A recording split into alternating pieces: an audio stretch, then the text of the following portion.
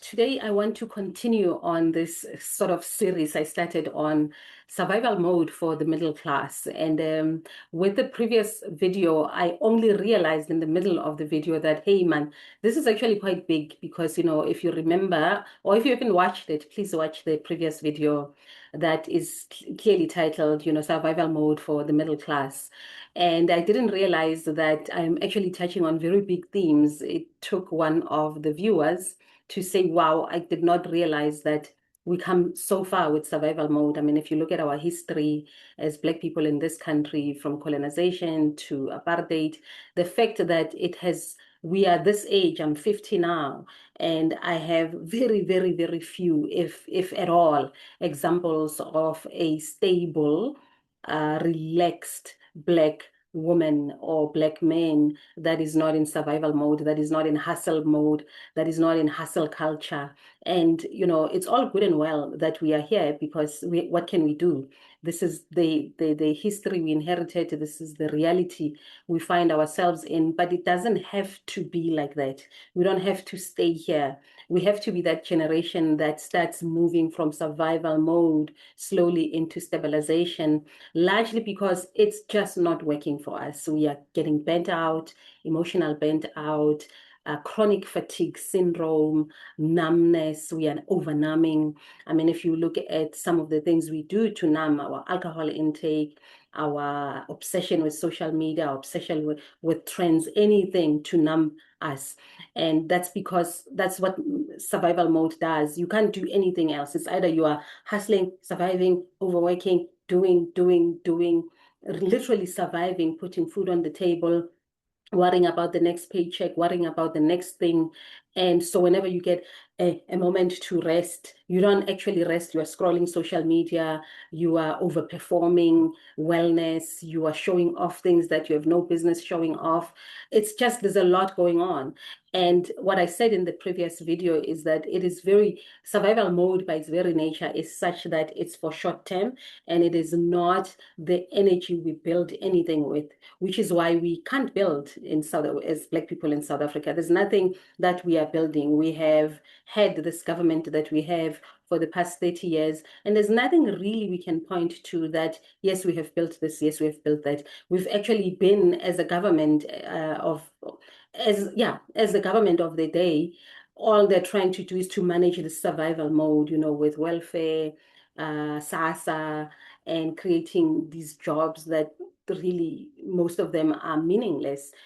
We are not building anything because we are in survival mode as a collective.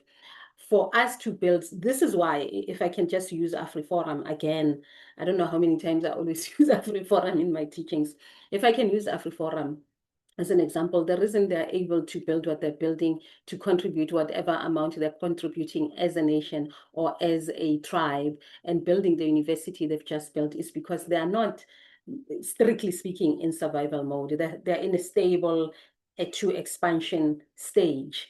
And that's why it's so easy for them to create things, because they're not in survival mode. Are you with me? That is why the companies that began after 94, the ones that are standing, Discovery, Capitec, and Hollad, I think Hollad started in the late 80s, but it was towards the end of apartheid, are standing. And you can't point too many Black-owned firms that started there. They're still rahohoba, because collectively, if you could think of our collective nervous system, is still in brace mode. And you can't, when you're in brace mode, you're in survival mode, you can't do anything. You need to what? You need to first relax and feel like you are safe. And once you are safe and stable, then you can think of, oh, actually, I can travel.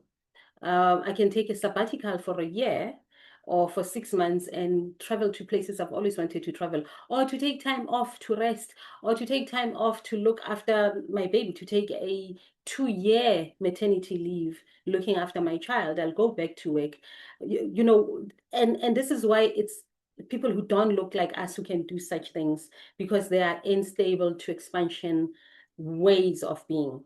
So today's video really is about, how do we then stabilize? How do you move from survival to stabilization? what are the markers that you can start looking out for and start implementing if they're implementable. So today's video really is more compassion for us who are in survival mode, who are in middle class, who are hustling, hustling, hustling. That constantly having that sense of, yes, I earn well, I have a good income, but I can't quite relax. That constant urge to get more and more and more, that constant urge to show off, that constant urge to just not having enough. It's this restlessness that is chronic and deep survival mode, and it is experienced at a high level in the middle class. So what are those matters then that I want you to think about and look at? I'm cleaning my glasses. Yes, I am, with my t-shirt. That you need to pay attention to move from survival to stabilization, just so you know, this is what we do in coaching. If a person comes to me who's struggling with a lot of things and we identify that you're in survival mode, these are some of the things I'll take them through. But obviously in coaching, we go deeper because we're looking at your patterns specifically. What is it that you numb with? What do you cope with? How can you win yourself out of that so that you get into proper, real healing and letting go of survival mode instead of coping with it, instead of managing it. But for the sake of the video, I'm just going to list a few. I don't know if I'll do 10 or 7 so that you start looking out for that and then you start moving into stabilization. With the next video, we'll do then what expansion looks like, because you cannot expand in survival mode. That's why you can't. That's why we cannot do much with weight. That's why we are also very individualistic, because it's about you. It's about survival of the fittest, literally. And then once you get into stable mode, you start understanding the role of collaboration and all that. And then once you get into expansive role, then, we are gone.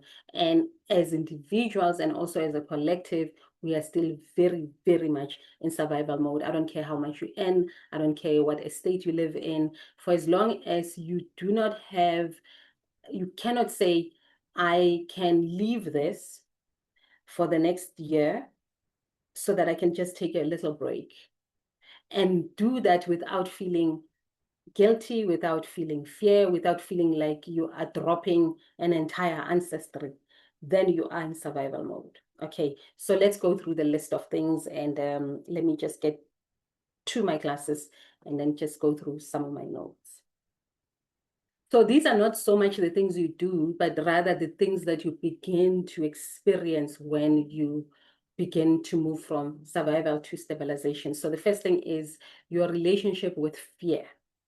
Your relationship with fear changes completely. So you are no longer in fear mode. So when you're in survival, there's always this fear that you lose your job, fear that you might not survive next month, fear that the car might go, fear that this will happen, fear. There's just every decision you make is fear-based. Every choice you make is fear-based. You choose to stay at this company because it pays better, even though it is bad for your soul, it is bad for your psyche, it just messes up your nervous system, it messes up your whole psyche, but you are staying because it pays better, and you do not trust that you'll be paid better elsewhere, or you do not trust that you'll even find a role like that. So the decision is what? It's fear-based, even though it feels like it is a responsible thing to do. This is the thing with middle class survival mode. A lot of things look like responsibility, and maybe for a short time it is, or for a next little, while your children are in university, at school, or you're still building your mother a house, or whatever the case is, your life. But it can't be forever. There has to be a switch off point where, okay, I am done with this. I am now moving here, and allowing everybody to take care of themselves, or everybody to come in and support you, as opposed to the other way around. So your relationship with fear becomes more, it changes completely. You don't make fear-based decisions. You make decisions that support your well-being overall.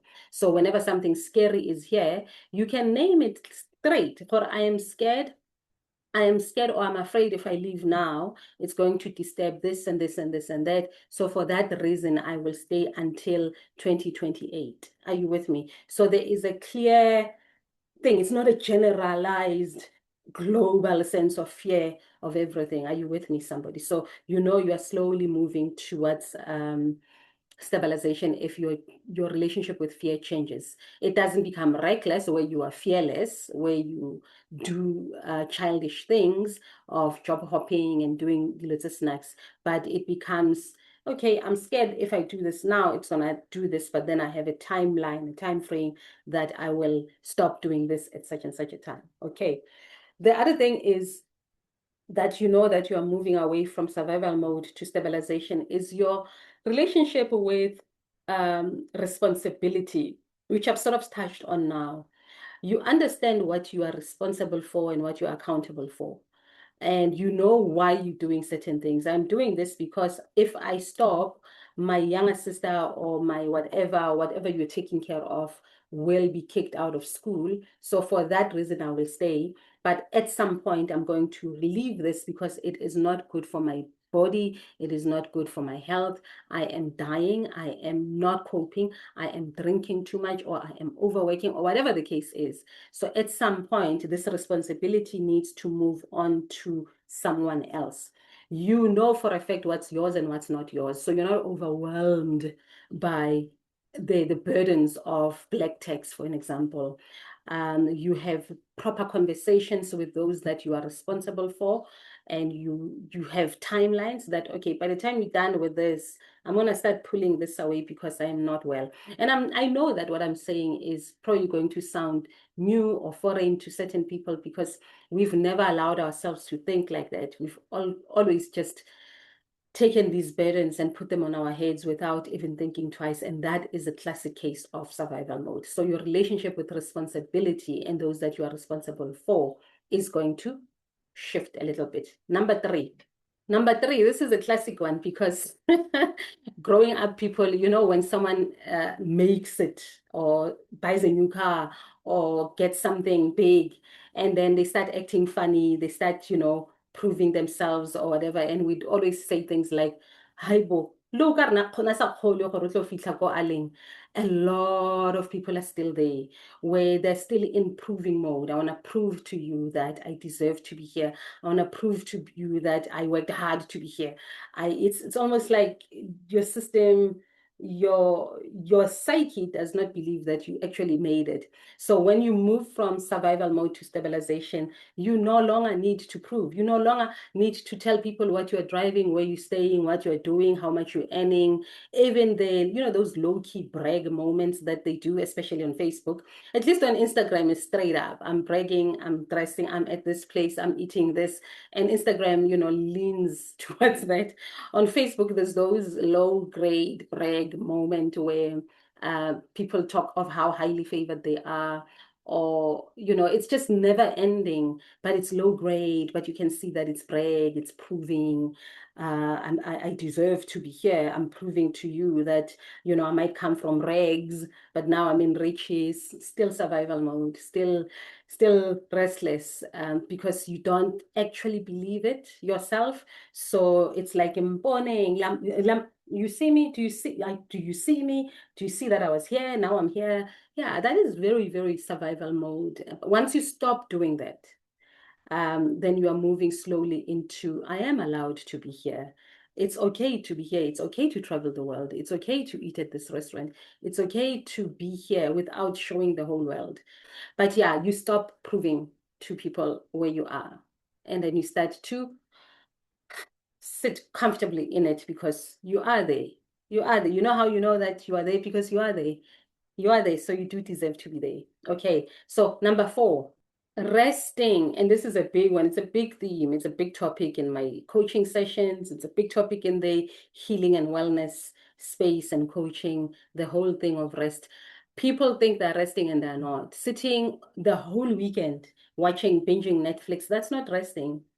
That is not resting at all. Scrolling social media, that's not resting.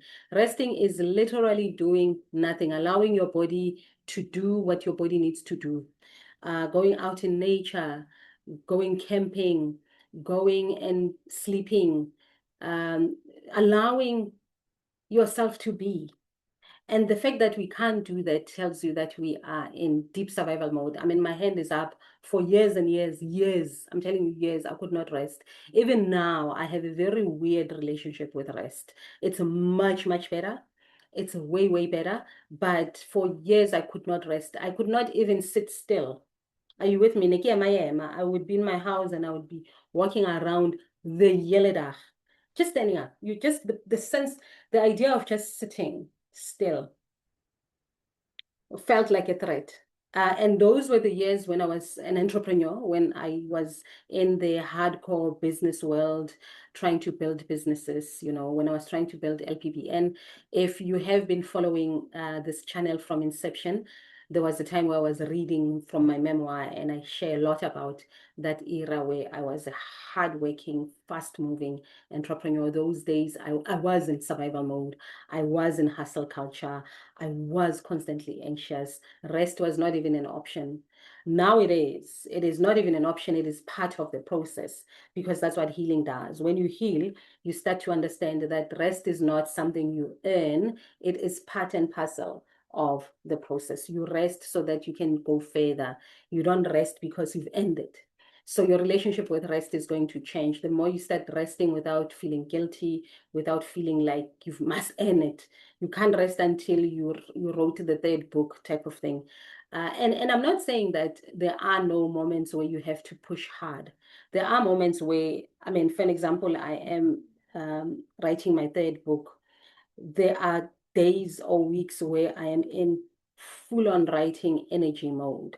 And then there are times where you just have to rest, not because you reached the fourth chapter, but because you are now exhausted. You need to rest. So my relationship with rest is getting better. But the moment you start resting without feeling triggered, resting without feeling like being still whatsoever, or you're feeling lazy, or you're hearing your mother's voice, that's when you know that you're moving from survival to stabilization. Okay, number 5. This one is also a very, very big one. Again, I mean, it takes me back to when I was a hardcore entrepreneur, your relationship with time. There was a time in my life where I just rushed. So if you feel like you're always rushing, like you can't wait, you go to a coffee shop if the line is too long, or you go to a grocery store and you see that the queues are too long, you can't, you need to move. Yeah, you are very much in survival mode, and you probably need a coach. But your relationship with time changes. You know that you don't have to rush. Even the way you move is slightly slower. You know that certain things can wait. This can wait. We'll do this next week. Let's just finish here. Survival mode is go, go, go, rush, rush, rush. Everything is high stakes. It's now or never type of thing. When you start to feel yourself less rushed, less panicked, understanding that, yeah, no, I'll do it. And again, guys, I'm not talking about the opposite where you're always putting things to tomorrow. Always, that's procrastination is not stabilization. I hope you are with me. So if you're a procrastinator, always putting things for tomorrow, you just never do anything.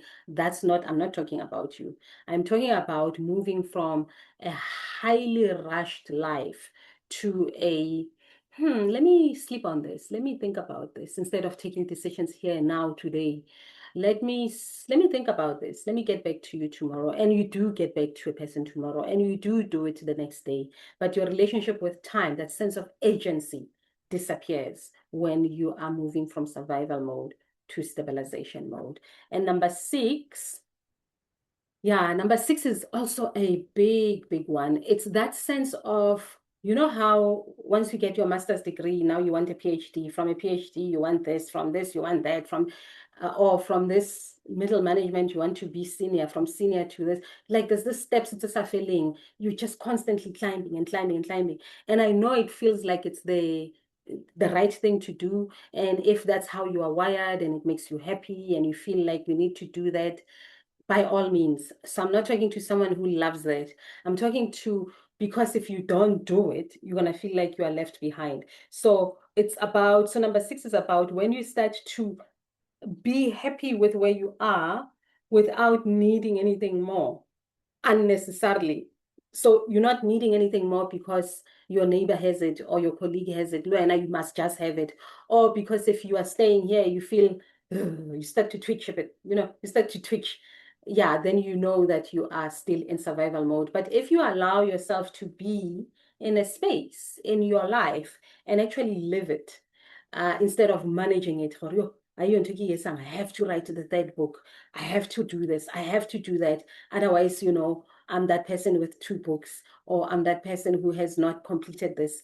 Then, you're still very much in survival mode. So basically, point six is about getting into a place where you are literally happy and content with where you are, not complacent, not lazy, but really and truly content that this is enough. I'm okay here. I love it here and I'm living it. I'm not just enjoying it and tolerating it. I am happy here. I'm happy here. Okay, so that's when you know that you are stabilizing and you're moving away from survival mode. And I guess number seven is just the overall sense of not feeling like you are bracing, not feeling like the chips are going to fall anytime, not feeling like things will collapse in your life, trusting that whatever happens, you will handle it. If we get retrenched tomorrow, you will trust that life will continue without you collapsing, without you going back to a shack, without you going back to your mother or your grandmother's state of being. Once you start to trust that things are temporary and things move on and things change, and you have a greater relationship with the changing ways of life, and you embrace the change and you go with it and you move with it with greater ease, you are moving away from from survival to stabilization. When you can look at your reality as it is and say, this is not sustainable. I need to dial this down. I need to downgrade here. I need to change this here. I need to increase this. I need to do that. I need to stop that. If you are able to do that, you know that you're moving into stabilization and moving away from survival mode. Because I tell you now, for as long as most of us remain in hustle culture, survival mode, we are not going to do anything in the collective. We are still going to rely on the politicians that have proven nothing. We are still going to rely on the system, rely on getting jobs, and never really trusting ourselves enough or being stable enough to move into an expansion where we try something incredible. And yeah, this was a long video. I will continue with the last part of this video where you move now from stabilization to growth and expansion. And hopefully that won't be too long. But yeah, I hope this was helpful. This was a bit of a deep dive. But yeah, I hope it's been something for you to think about, food for thought. And this is my story. I cannot wait to hear yours one day. One day you'll comment. I'll see you in the next one.